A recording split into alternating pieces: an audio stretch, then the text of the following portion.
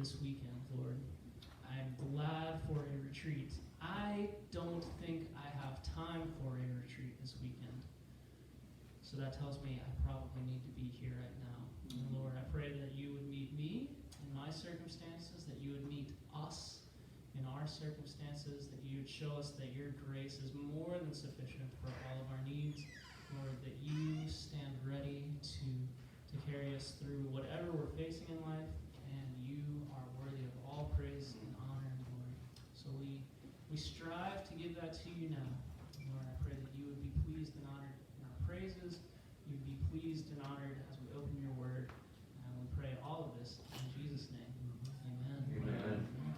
All right, guys, I'm going to invite you to stand and sing and invite you to bear with us. I met Luke 10 minutes ago. That's right. Now we're making music together. It's going to be great.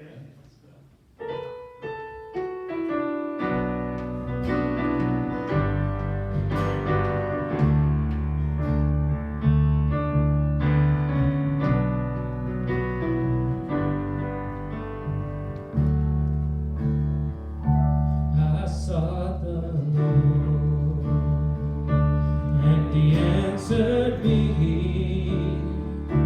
and delivered me from every fear.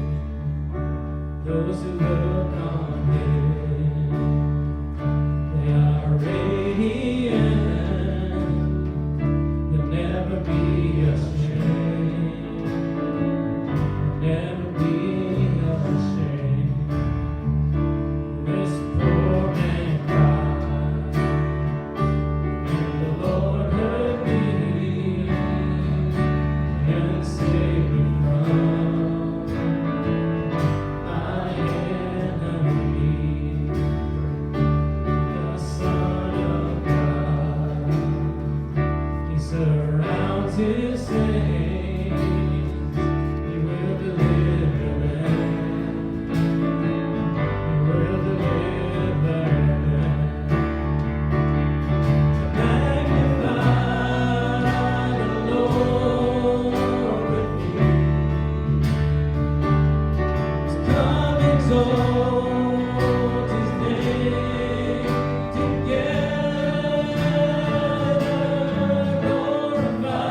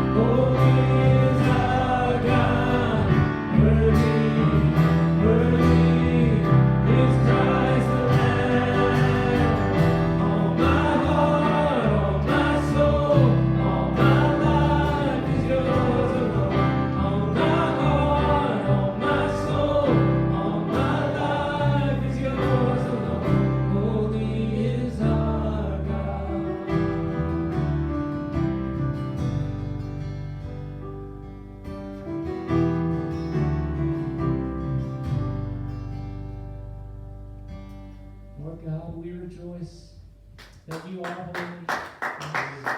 We rejoice that you are holy. We rejoice that you are also loving. That those two are not in conflict with one another, Lord. You are immense. And we cannot put you in our box. We cannot meet you on our terms.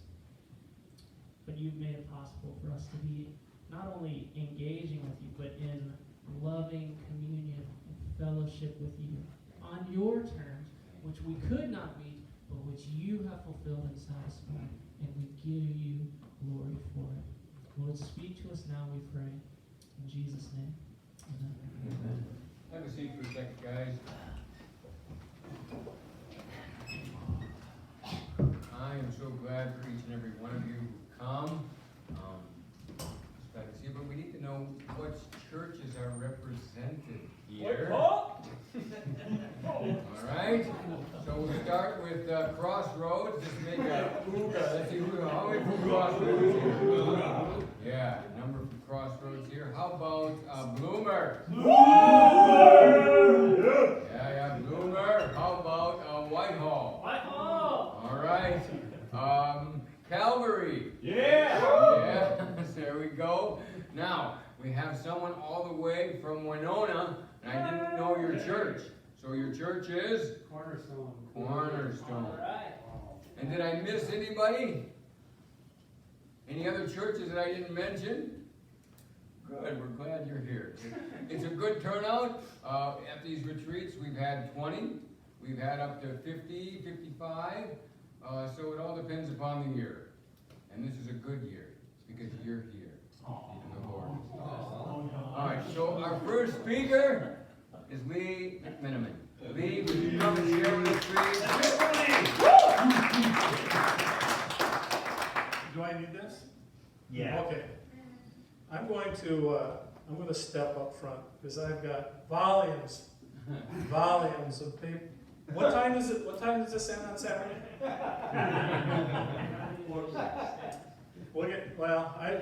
I'll get you out of here by 2:30 Saturday. Well, thank you for the invitation, and it is good to be here. Do you know how you can judge? One of the things that you can use to judge the age of a motel. Go and take a look at the swimming pool at the motel. Take a look at the pool. If the pool has a deep end, it's an older hotel. Just thought I'd show it. Matthew 20, the Son of a Man, and Elvin says that's deep.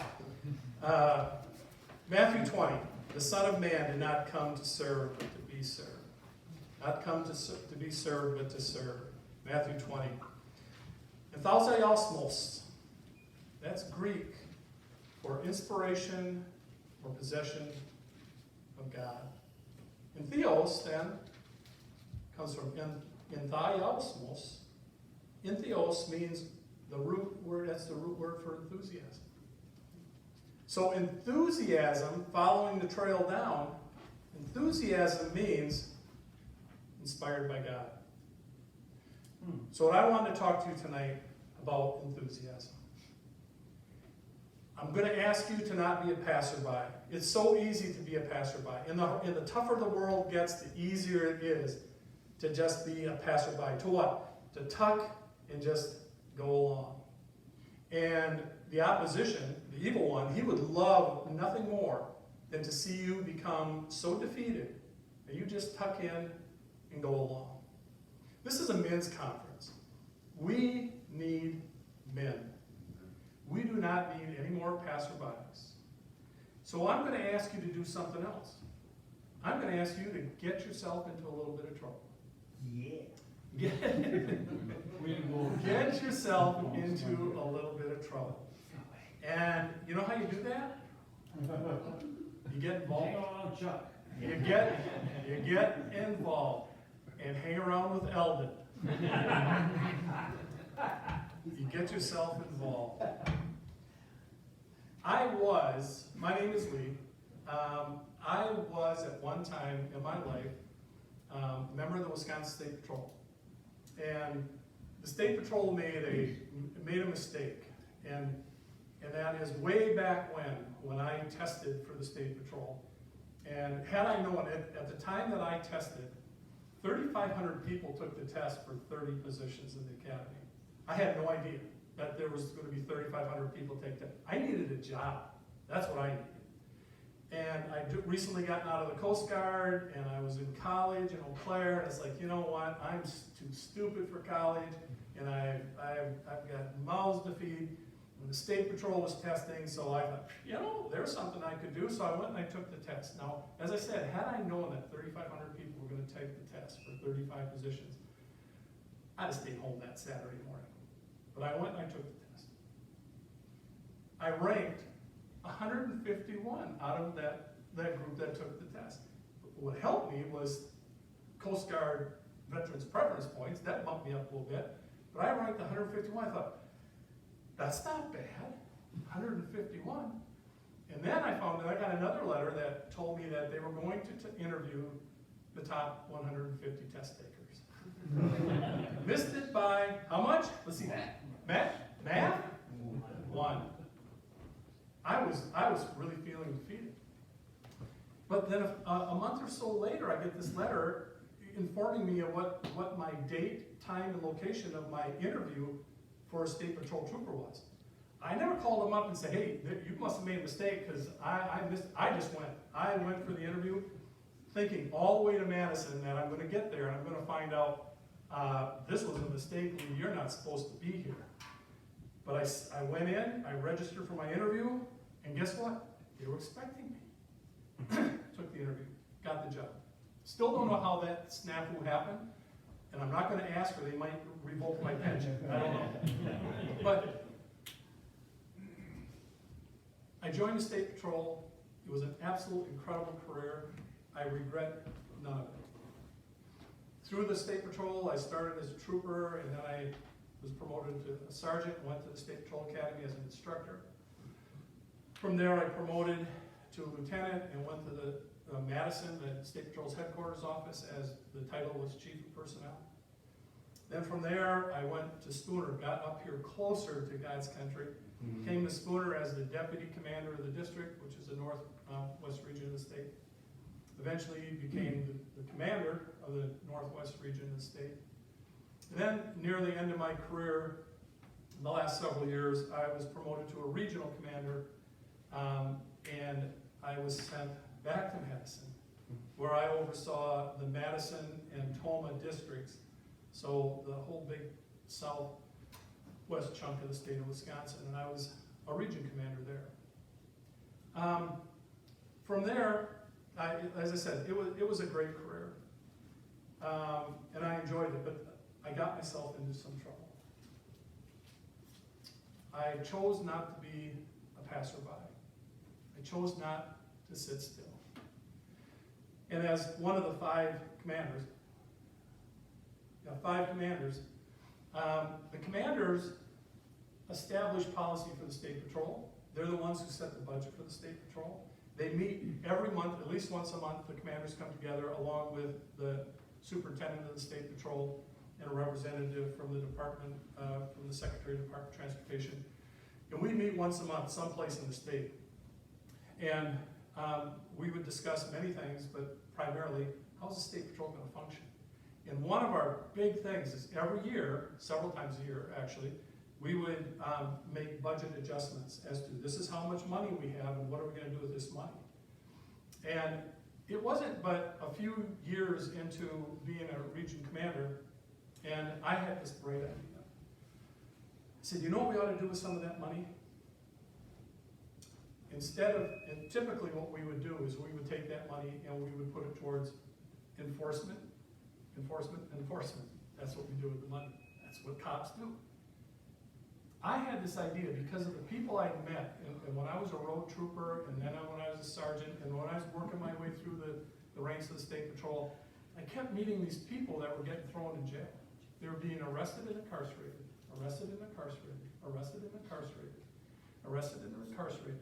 And especially when I was in Spooner, small enough area, small enough town, even the region itself, though it's large in mass, the population is small, we kept coming across these same names, these same last names. It was the same families. It was the same thread. And one of the things that I noticed when I would make arrests, and I was hauling this guy into the county sheriff's department to be booked in jail, and I'm talking with him now because State Patrol is a rural enforcement organization, so there's times that I was out in the boondocks making an arrest, and I'd have to drive, like in this area here, I would have to drive him either into Chippewa or to Barron to a jail to have him incarcerated. And I'd be driving them along, and now I got time to talk with them. It's just me and them. They're in handcuffs. And I'm talking to them, and I came to the conclusion, time after time after time after time, these are nice people. And except for one thing, they would be great neighbors, and they and we could become good friends. But I'm taking them to jail. And what was that one thing? It was almost always a chemical. It was almost always alcohol and drugs, or alcohol and drugs. I mean, what they may be arrested for was something other than alcohol and drugs, but their actions were rooted in the use of an illicit chemical. So this is that's a long trail to get to this point. This is how I got myself in trouble with State Patrol and my colleagues, the other region commanders. So you know what we ought to do? So we ought to take some of that money that we're getting from the state, and every year we get this big pot of money from the federal government. That's free money, I don't know where it comes from, but it just comes our way. And we get all that money that the president would send us. I said, let's take some of that money, and instead of focusing it towards an enforcement program, let's put it into education and treatment. Why don't we help? Why don't we form a scholarship-like thing where the Wisconsin State Patrol sponsors a person for treatment and education, and we'll even reach down and we'll touch their families in a positive way, and we will make a difference. Instead of enforcement and incarceration, let's do treatment and education, and we'll put the State Patrol badge on it. Boom! We'll mark this program as state. That will get us all kinds of good press, probably get us more money, but at the same time, we're helping those men and women that were sitting in my car at one time that I could have easily been friends with. But instead, I'm taking them and locking them up. And I thought this was brilliant. Okay, now, this is I'm going to test your psychic abilities here. I know you weren't in the room, but there were how many region commanders? 5. When it came time to vote on what we do with that money, how many commanders voted yes for my idea? 1. Me. Well, after a little while, I came to realize that I had pretty much outed myself with my colleagues. I would find out later that they were off doing dinner and drinks someplace, and Lee was back in the hotel during these meetings and crying. No. And I was ordering in Culver's or something, and they were out eating steak at who knows where. Got myself in trouble with it. Also backed myself into a corner. So as I said, I'm retired from the State Patrol. It was a wonderful career, and I don't regret one bit of it. But then came a time for me to retire, and I'll talk about that in a little while, but you can retire from the State Patrol at a young age. You can retire at the age of 50. I know some of you 50, it's like you're wondering if they're even still alive at 50. People can live. Look at Eldon. He's 52. But you can retire at 50. Well, I hit the age of 52, 2 years after eligibility for retirement, and my plan was to make it to 55, but I'll tell you about that later on. But at 52, the time was right for me to retire, and I retired. But this is where I painted myself into a corner and got myself in trouble. I'd shot my mouth off so much for so many years, pounding my fist about this is we need to go into treatment and education instead of enforcement and incarceration. And my conscience got the best of me and said, well, Lee, what are you going to do with the rest of your life now? You're 52 years old, and you can't fish, You cannot build a birdhouse. You are not a gardener. You don't have the patience to read. So what are you gonna do? And I decided to go back to college and get my license as an addictions counselor. And I'll tell you what, part of it was conscience, part of it was guilt, part of it was I was gonna show them. I was gonna show them. And because the patrol is big, but the patrol is small, and we all know each other, and we watch each other. And they watched me go into my retirement. And I wanted, I guess, part of it is pride. I didn't want to go out and just disappear. I wanted to make a difference. So I went back to college and got a degree in addictions counseling. And started counseling as an outpatient counselor. And then I went to a hospital in the detox ward and worked as a counselor there. And then I was blessed to be brought into the Hope Gospel Mission group, and I finished my career as a counselor with Hope Gospel Mission as an addictions counselor for them.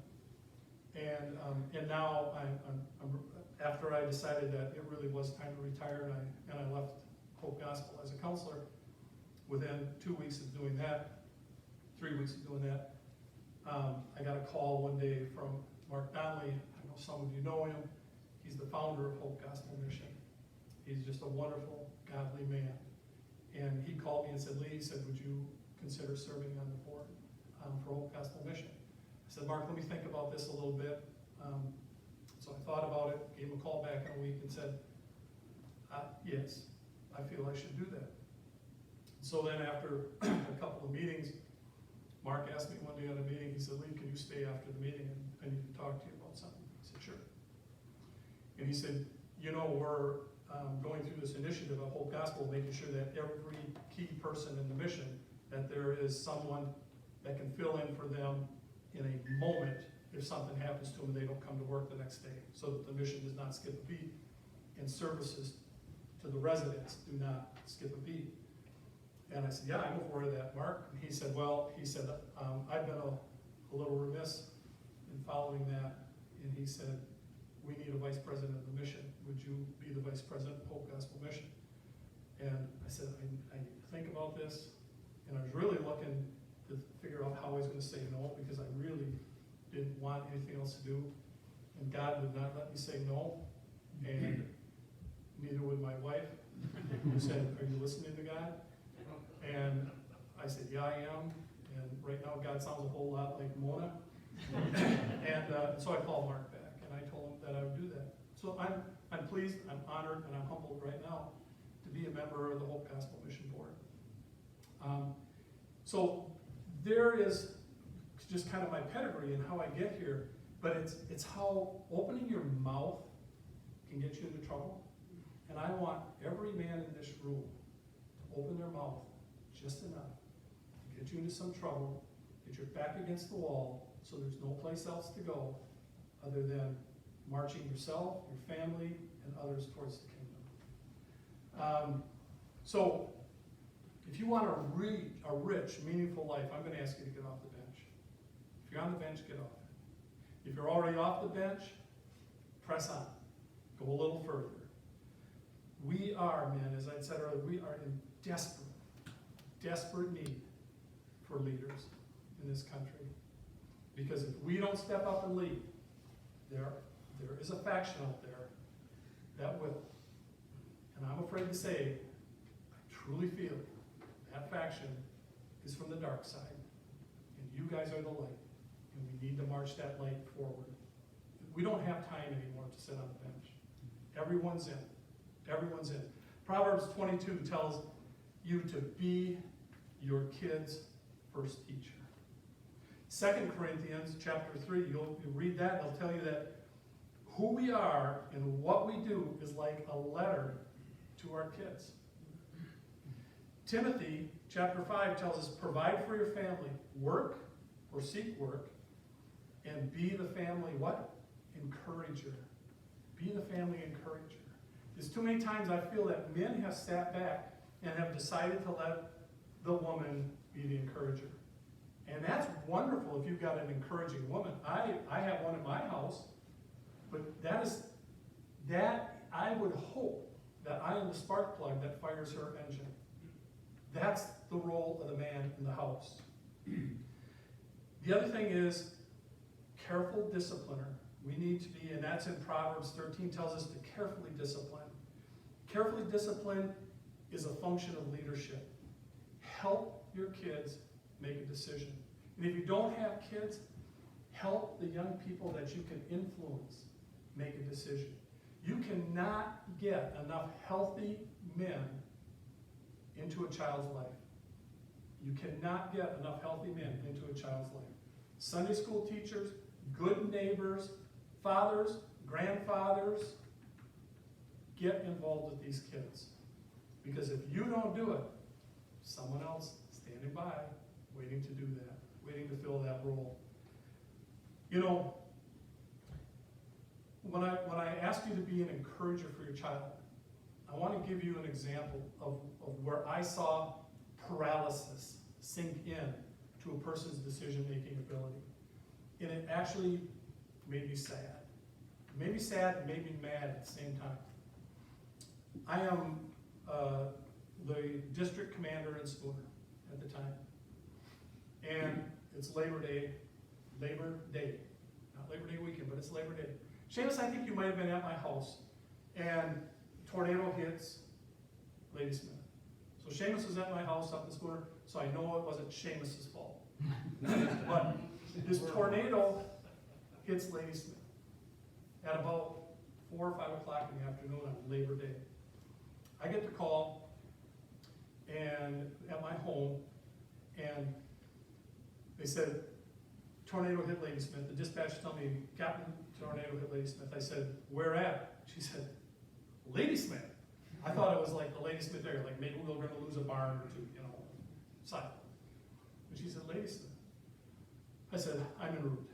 I get there, it takes me a while to get there, but I get there, and this tornado went right downtown Ladysmith, right down the main street. Sucked all the product out of the store windows, the few stores that Ladysmith had, tipped over, just completely destroyed some buildings. They're laying in piles of brick. Stopped just short of the courthouse. And I've got a mess on my hands. The sheriff's department is headquartered in Ladysmith. Their towers are bent. They're not out of commission, but they're close to being out of commission. Ladysmith PD is up to their neck in alligators, taking care of their town. We have to come and backfill here, so we do. Eau Claire had sent up, Eau Claire State Patrol had sent up a couple of troopers at my request. Said, I need some troopers up here to assist. We're calling troopers in from all over northwestern Wisconsin to come to Ladysmith. And now the sun is starting to set, and I know we have to put a perimeter around this community. And that's going to be our job, because the PD and the Sheriff's Department is understaffed and stretched. So State Patrol is going to take care of the perimeter of Ladysmith. And I looked at the sergeant who had come up from Eau Claire, and he's since retired, so I'm going to just use his first name though. I said, Steve, I need about 6, maybe 8 troopers for the evening from the Eau Claire district. And he froze. He just like this. And I said, everything okay? He goes, ah. And Eau Claire's twice the personnel that the Spooner district has. And he just like, ah, why? I said, what's wrong? He said, I don't think the captain's gonna like that. I said, Steve, I need those troopers. You do what you have to do to get, Steve's a sergeant. You do what you have to do to get those troopers come this way, and I need them by 11 o'clock tonight. And I'll deal with your captain. I'm not gonna call him now. I'm not gonna talk to him now. I've got other things to do. You get him up here. If you get any flack, you just divert that right to me. That's an order. When I went away from that and I thought that this is pathetic.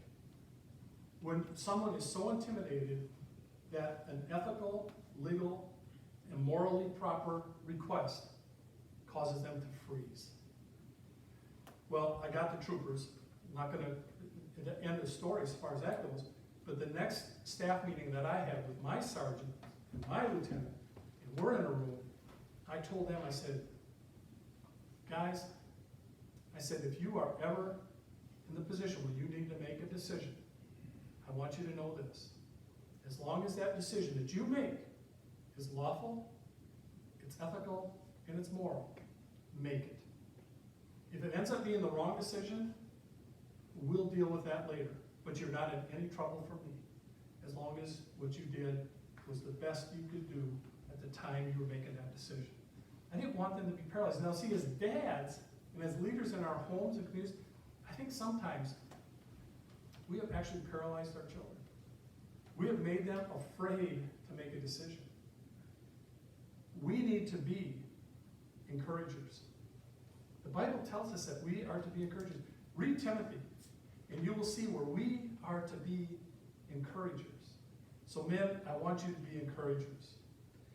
Deuteronomy chapter 6 tells us to spend time with our family, engage them, and encourage them. Now, what I'm going to talk about right now, if you get nothing else out of this evening, nothing else, this is going to be a selfish fulfillment of you being here this weekend or tonight. So anyone who comes in tomorrow, don't share this with them. It's their tough luck.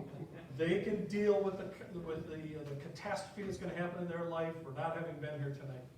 But what I'm going to do is I'm going to give you 4 things, 4 phrases, or 4 clusters of words that you need to remove from your vocabulary, and your life will be better for it.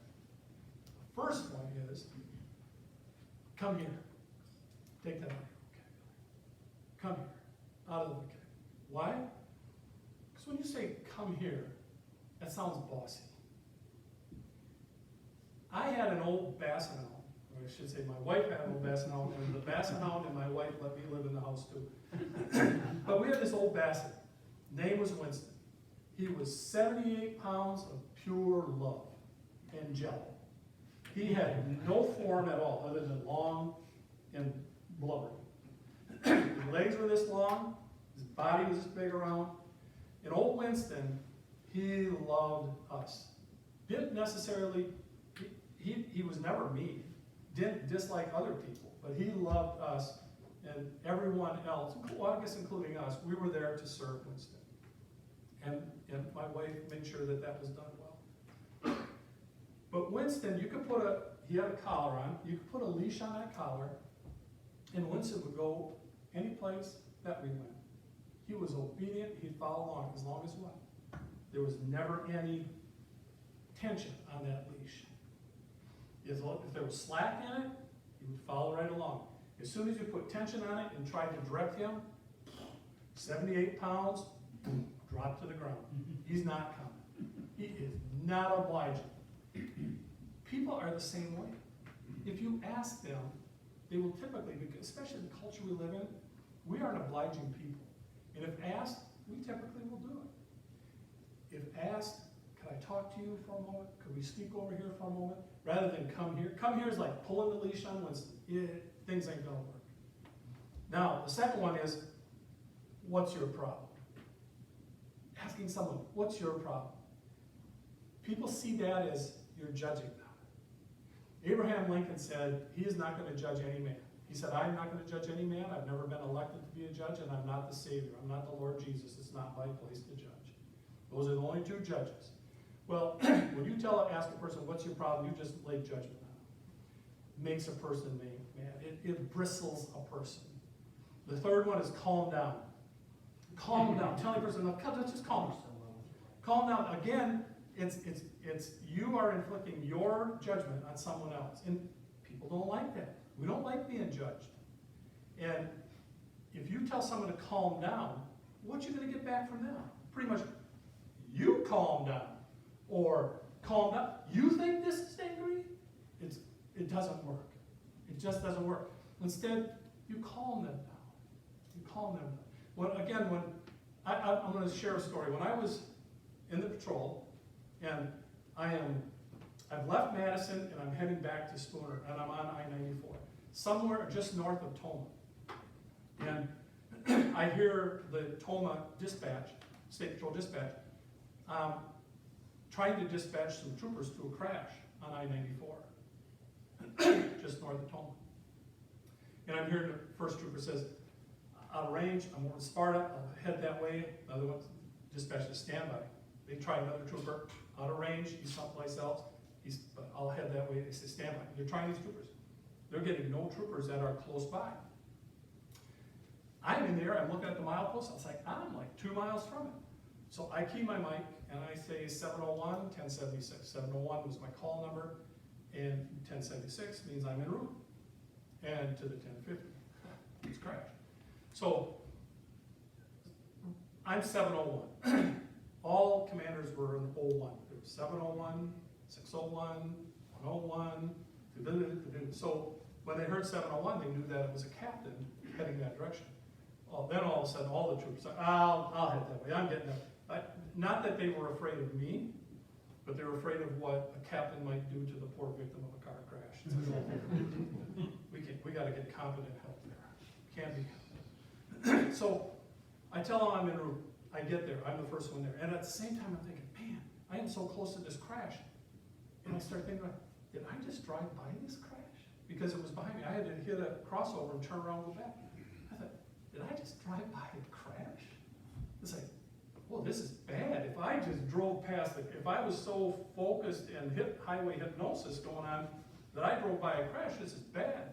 And I know you're all sitting in judgment of me to a certain degree right now, but I know that you guys have all driven like past Cadott and wonder, is Cadott in front of me or back? You've driven by whole towns and you don't even remember it. So if I drove by a little teeny crash site, well anyway, I turn around, I head there, and when I pull in, I can see, whew, I would have definitely recognized this. It was obvious.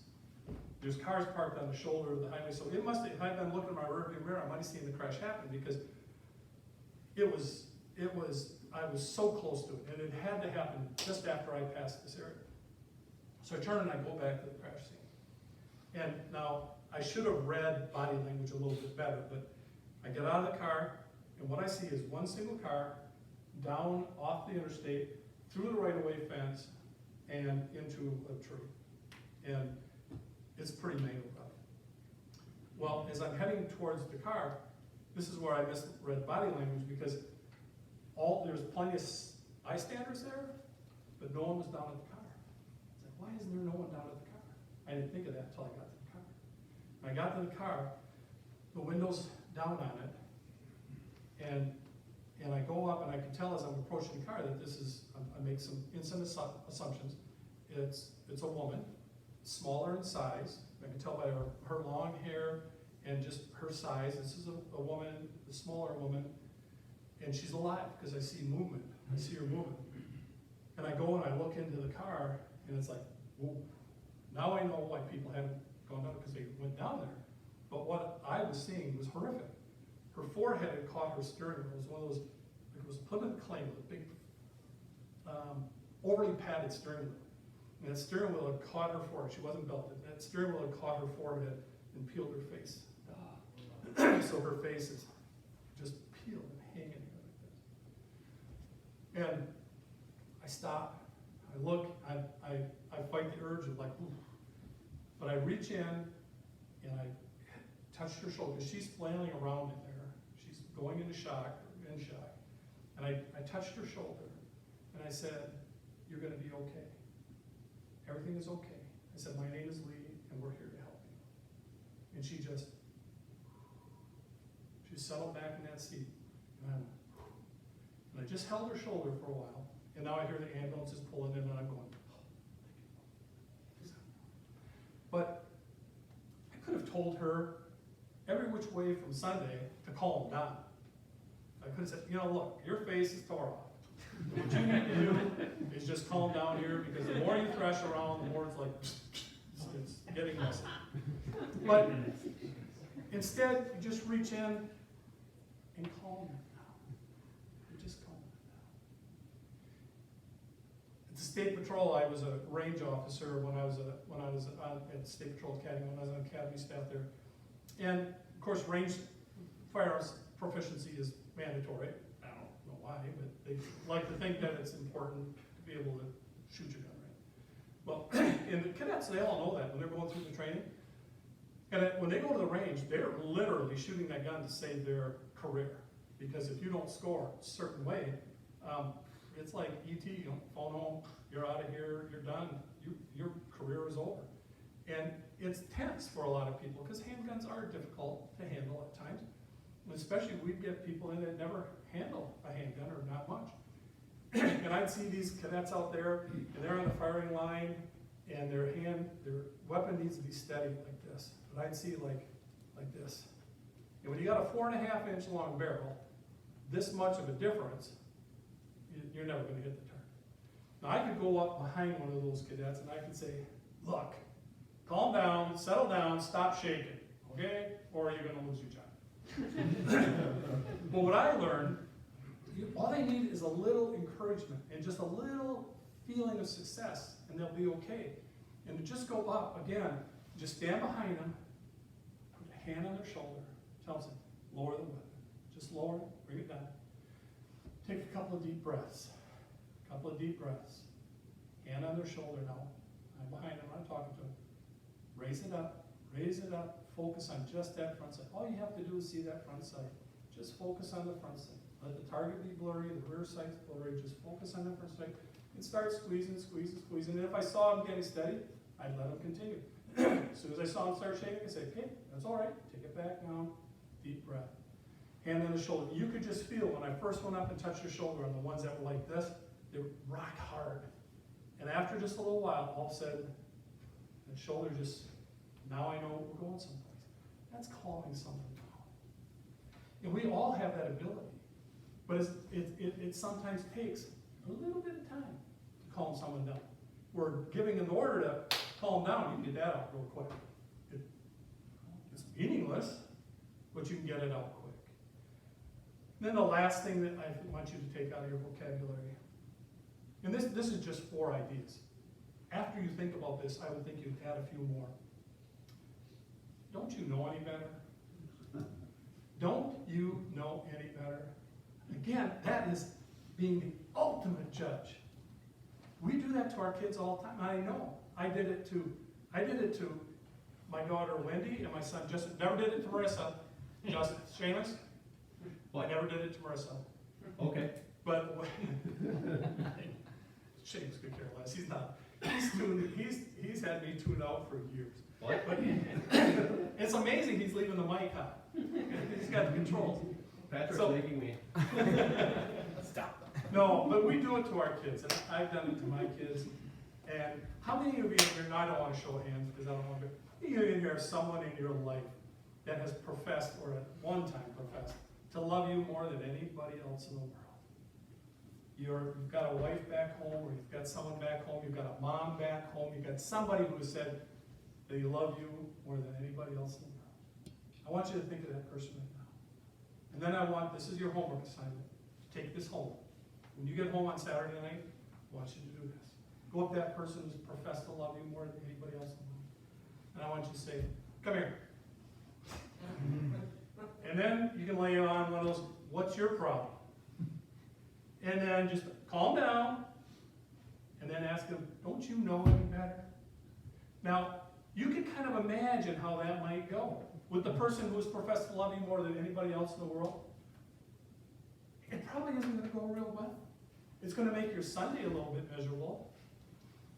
Why in the world would those words work with anybody else if it wouldn't work with someone who loves you? But we do it to our kids all the time.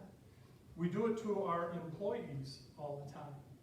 We do it to people all the time. Is that being a leader? Is that letting the light of Jesus shine through you? But it's so tempting to do that. But we need you to be the leader. We need you to step forward and take charge and be the light. If you take words like that out of your vocabulary, you're going to be more of a godly man. So, Psalm 103 tells us to encourage and not to provoke. Don't underestimate a person's potential. It's so easy to underestimate because, again, we like to judge and we like to underestimate a person's potential. I'm going to tell you just this little story about, and this is a true story. There's Harry and Charlie. There's three characters in this story. Harry and Charlie, they're good friends. They're childhood friends. They're kids. They have a teacher. Her name is Tilly Brown. Any guys know Tilly Brown? No? Teacher's name was Tilly Brown. And Tilly used to compare, because Harry and Charlie were best friends. They were like inseparable. And Tilly used to compare them all the time. She'd say, Harry, why can't you be more like Charlie? She'd say, Harry, Charlie certainly would not have done that. Blah, blah, blah. On and on. And Charlie could do this. Charlie will do this. Charlie's done this. Harry, imitate Charlie. For their whole little career in school, it was Charlie and Harry. And Harry was always getting compared to Charlie. And Harry was always getting directed, be like Charlie. Well, years have passed. They're out of school. They're both men. They're into their lives. And Charlie went on to become the editor of the St. Louis Dispatch. Charlie even won a Pulitzer Prize in journalism for writing The Country's Plight, an Economic Thesis. Won a Pulitzer Prize for that. Some years later, Harry has a chance to write Tilly Brown a letter, his old teacher. So Harry writes, "Dearest Brown, your assessment of Charlie Ross was right on target. In addition to his other accomplishments, I'm writing to tell you that he has just been appointed to the prestigious position of Press Secretary to the President of the United States of America. Signed sincerely, Harry S. Truman." Don't underestimate a person. Don't underestimate a person. Don't give up. Don't crush their ambitions. Don't squash their dreams. You know, even Harry Truman's family had given up on him. They had written him off. Staff had written him off. Dewey had been declared victory and President of the United States. You know that Truman, even on election night, never stopped campaigning. He never stopped believing in himself. I don't know where he got that resolve to do it, but it came from someplace within. So I'm asking you to get involved, do something, make some mistakes. A couple of years ago, I got myself in trouble. I was just disgusted with what I saw going on in local politics. I was really saddened by the person in my district who was going to run for county board supervisor. I couldn't believe it. He had done some things that really had bothered me. He was the incumbent. And I decided that someone's got to do something, so I was looking for someone to run against him. I couldn't convince Tim Jacobson to do it. So I backed myself in the corner. I ran for the county board seat. Made some people upset there, but it was okay because I was well compensated. I was paid $17.50 a week as a supervisor for the county. But I'm asking you to get off the bench. We need to get off the bench. We're running out of time. When I was a region commander, I made sure that any chance I had, I was in the field and not behind a desk. Still too much desk time. But if I heard something going on, I was monitoring the radio in my office, and if I heard something going on that was going to leave or bruise one of the troopers, such as responding to a fatality, and if I could get there, I would go there too. If nothing else, I would go out and just direct traffic so they could do what they needed to do at the crash scene. Get involved. Be there. I'm asking you to be present. During this pandemic, I guess it was a pandemic? I don't know. I was counseling at the time at Hope Gospel, and I was given permission to counsel from home, virtual counseling, I guess. I never once missed a counseling day. I went in every day and counseled face to face.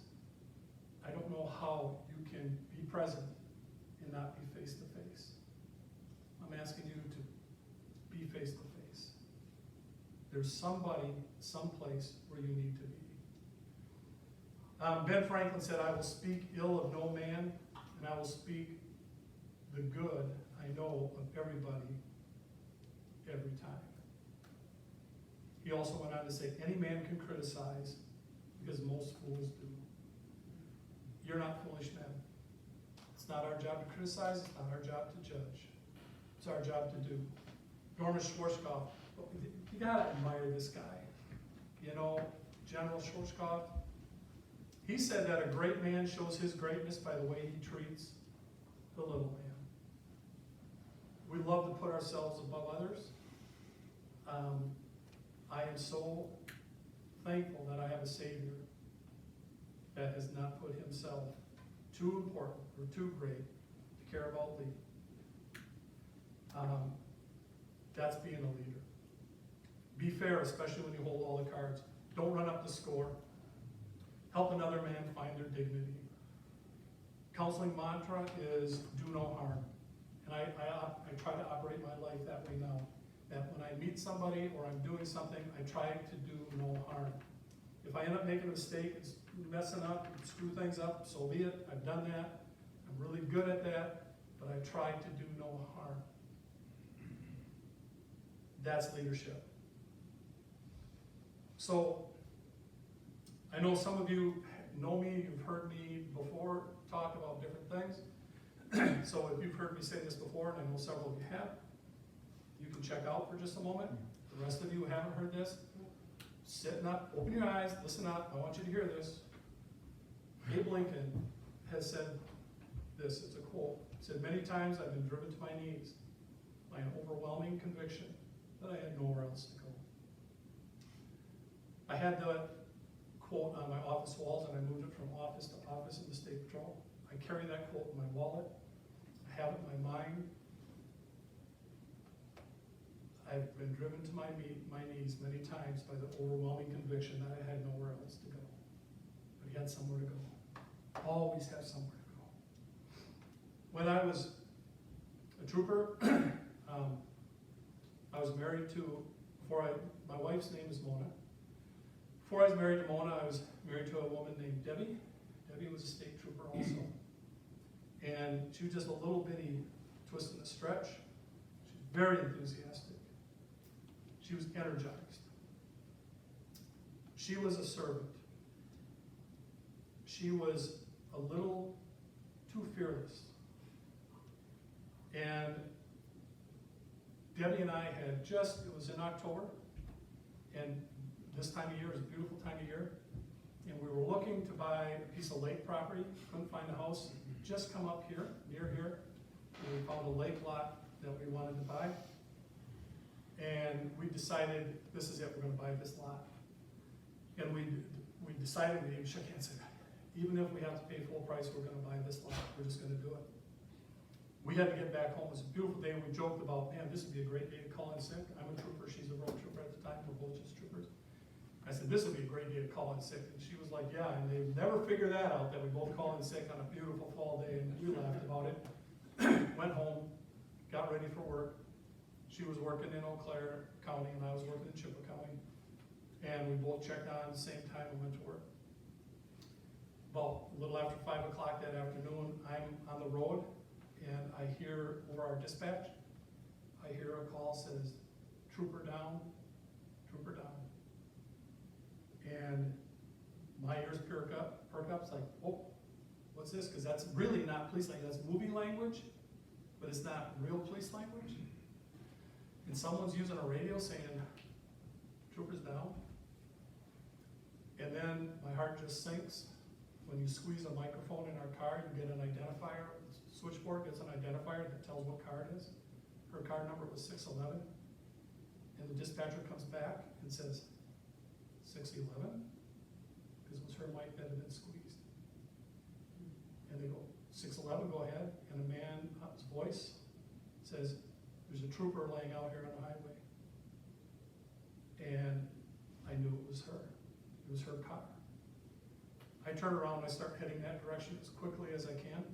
I'm totally adrenalized at this time. So adrenalized that My hands were frozen to the steering wheel. I could not get my hands off the steering wheel. They were just gripping that steering wheel, and I am moving like crazy to the direction where she was, and I was probably about 40 miles away from where she was.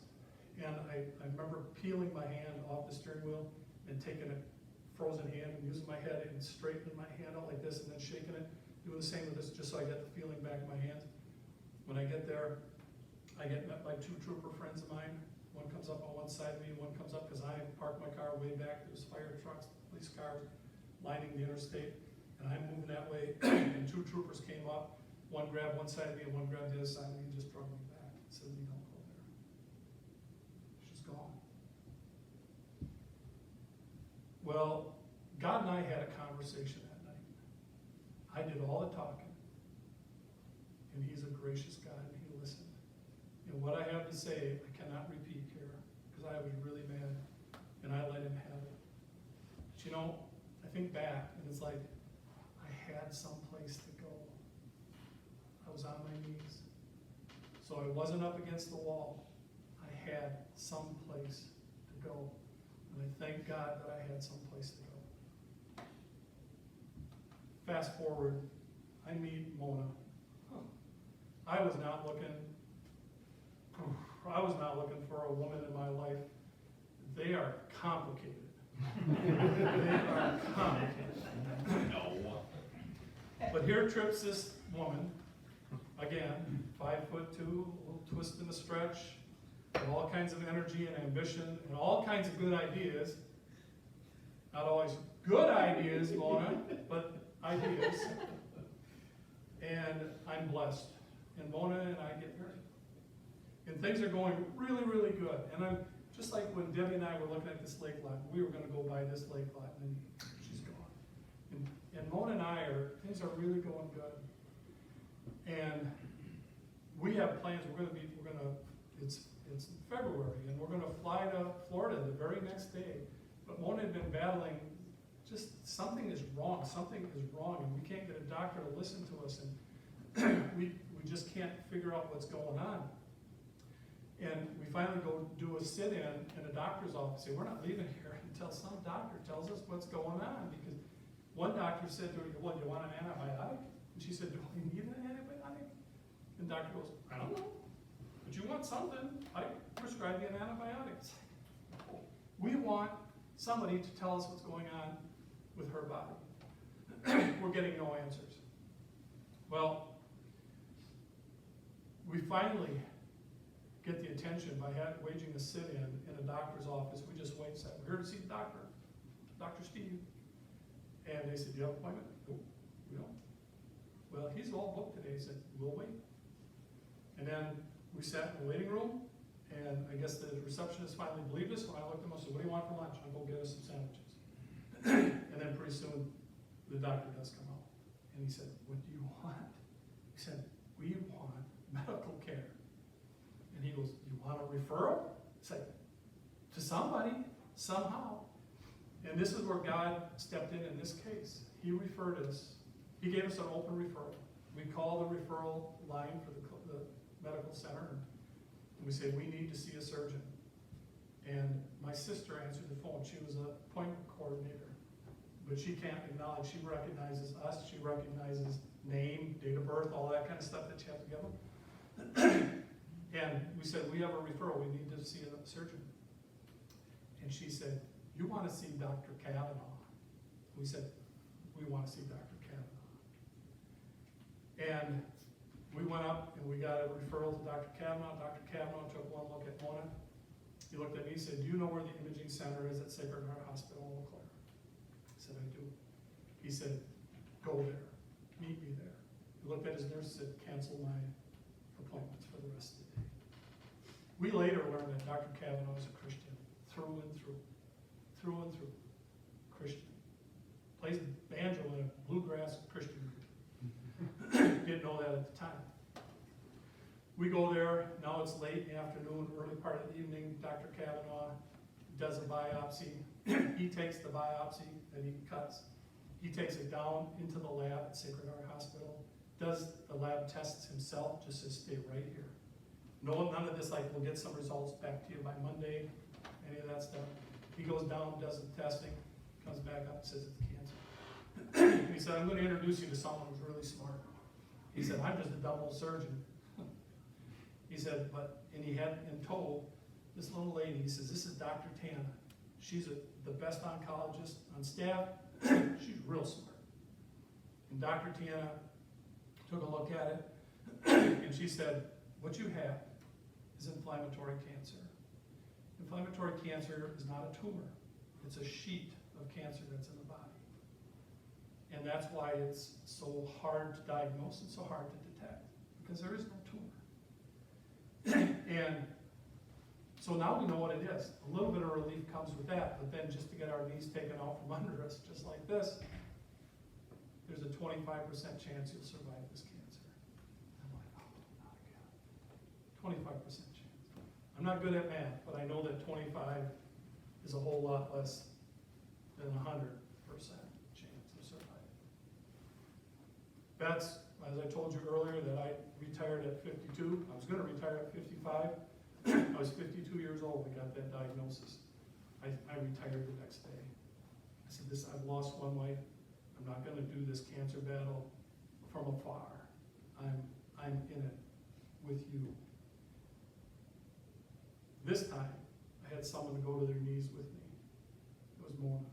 Mona and I went to our knees. And one of the first calls we made was a man that I'll always appreciate. That was Elvin Carlson. And he and Sue were on their knees. And then that trickled into our church family. And our church family was on their knees. We had prayer warriors, and I believe the prayers were answered. Because there was another woman in Eau Claire that was diagnosed at the same time with inflammatory cancer. Rarely seen. It's rather rare. And it was ironic that there was two women in the Eau Claire area that had inflammatory cancer at the same time as Mona, and a woman named Marietta. And the Cancer Society called Mona and said, would you be willing to meet Marietta? You two are going through the same thing. Mona said yes. They called Marietta and said, would you like to meet a woman named Mona? She's going through the same thing you are. Marietta said yes. We met Marietta and her husband. Mona and I met Marietta and her husband. And we were comparing treatment plans, and Marietta's treatment plan was totally different. I wanted surgery. I wanted surgery right now. I said, knock her out, bring Dr. Kavanaugh in here, let's cut this stuff out of here. Dr. Tana said, no. It's the worst thing we can do. She said, we're going to do chemotherapy. It's going to be wicked chemotherapy. The type of chemotherapy, when they sent her to chemotherapy, they brought a crash cart into the room.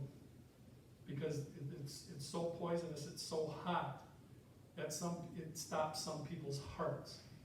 It's like, oh, this is treatment? But Mona, just being a real screwball, they set her up with this chemotherapy. They know the crash cart's right there, and they plug her into this chemotherapy, and they start the drip, and she goes, she did. She crossed her eyes, hung her tongue out, gurgled, and the nurses went, that's not how you die. That's not how you see. You're okay. If you're doing this, you're okay. You're going to survive the cancer. Well, we're on our knees. We're praying as a church family, as a blood family. And Mona is with me today. She is, this was in 2008, and she is doing fine. Everything except psychology. She's screwed up in the head, but I think that would have happened even without the chemo. I think it's just some sort of a scratch she has on her brain somewhere. But God is good. We had our knees that we could go to. We had our knees that we could go to. And how God decides our steps and our path. I was going to retire at 55, and God said, isn't that cute? Isn't that cute? But something happened both times. When Debbie was killed, I was so angry at God, but grew closer to God than I'd ever been.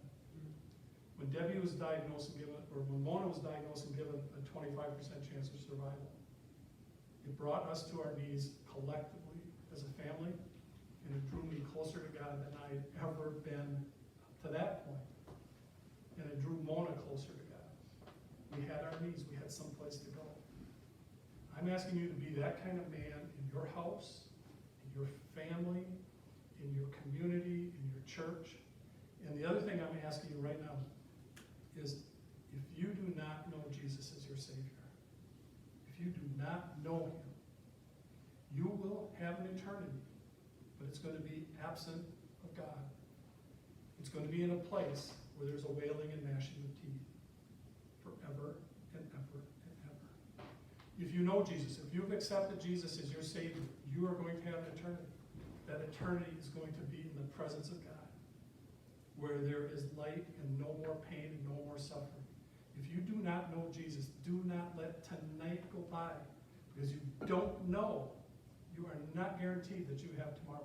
You are not guaranteed that you have 8:30 this evening. That's only minutes away. Do not waste another moment. And if you do know Jesus, thank you, Lord. But take someone else into the kingdom with you. Take a lot of people into the kingdom with you. It's your chance. We're running out of time. We're running out of time. So, Lord, I just want to say thank you. And I want you men to be men of God and do it with entheos, which means what? Enthusiasm. What does enthusiasm mean? With God. Lord, thank you for this evening. Thank you for these men. Thank you for this place. Thank you for this camp. Thank you for the freedom that we have to come together. And Lord, just bless these men as they continue this retreat weekend. Let it be something very, very special for them. Let them leave here as warriors, warriors for the kingdom. In Jesus' name, amen. Hang on, Lee.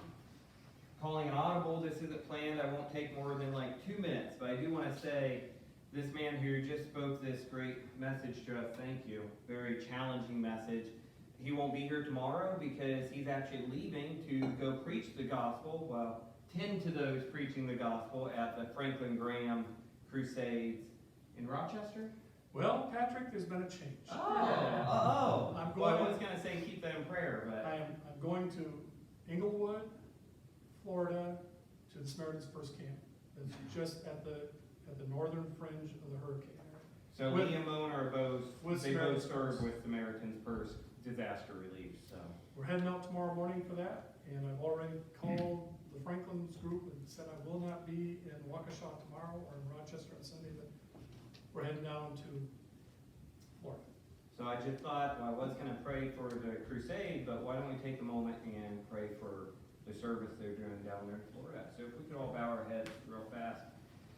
Lord, we thank for Lee. We thank you for equipping him with this message. And Lord, we thank you for equipping him with this testimony. As hard as it is to hear and to speak, I'm sure, we just thank you for using these testimonies for your glory and for your kingdom and for your people.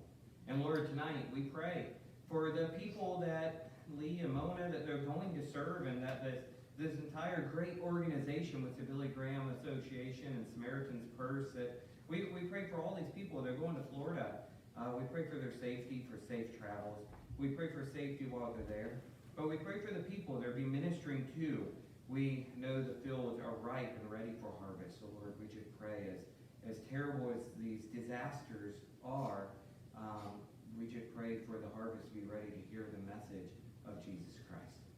May their hearts be softened, their minds softened to hear that despite all the hopelessness that seems to be being on display all around them, there is hope to be found in Christ. Lord, give Lee and Mona the message to speak, to proclaim.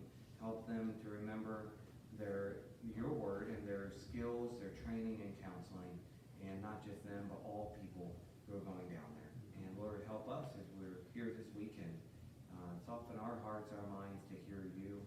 I go back to Aaron and the words he was saying as he opened tonight, that he's so busy that he doesn't even know why he's here, but maybe that's why he needs to be here. Something like that, Lord. I think we're all pretty much the same way. So open our minds, open our hearts, and just speak to us. It's in your holy and powerful name we pray, and we pray for your glory in all things. And all your people said, amen. It's all yours, Wade. All right. Oh, great. Thank you, Lee. Snack. Yeah. So I say food.